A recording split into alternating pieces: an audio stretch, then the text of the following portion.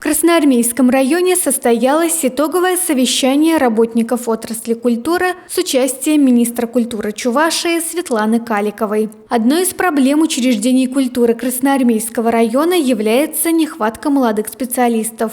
В будущем в селе Красноармейское планируют построить новый дом культуры, на который с республиканского бюджета выделят 180 миллионов рублей. На сегодняшний день для современного нового клуба свежих кадров не хватает, но у района большой потенциал.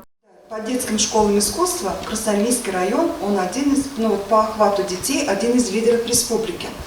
Если в республике в среднем 14% детей охвачены детским, дополнительным образованием в детских школах искусства, в Красноармейском районе 25% детей, низкий поклон педагогам, низкий поклон, безусловно, родителям, потому что очень много зависит от настроя родителей. Приведет он в детскую школу искусства ребенка, будет ребенок заниматься, не приведет, не будет заниматься.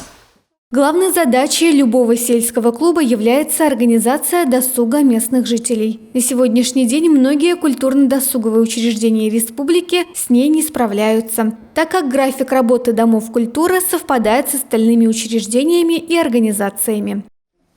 Мы в течение апреля сейчас будем уже собирать информацию, потому что к концу апреля у нас есть протокольное поручение главы республики отчитаться, как работают клубы на селе. То есть клуб, конечно, не может работать с 8 до 5.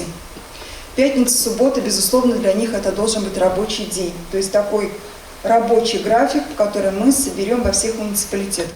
В этом году большое внимание будет уделяться оснащению библиотек книгами на чувашском языке. В рамках подпрограммы «Сохранение, изучение и развитие чувашского языка» на приобретение книг в бюджете республики предусмотрено больше 3 миллионов рублей. В Национальной библиотеке началась сортировка первой партии книг. К 25 апреля их доставят во все библиотеки республики. В ходе рабочей поездки министр культуры по делам национальности и архивного дела Чувашии Светлана Каликова также посетила Убеевский центр досуга, где были проведены ремонтные работы здания клуба, библиотеки и краеведческого музея.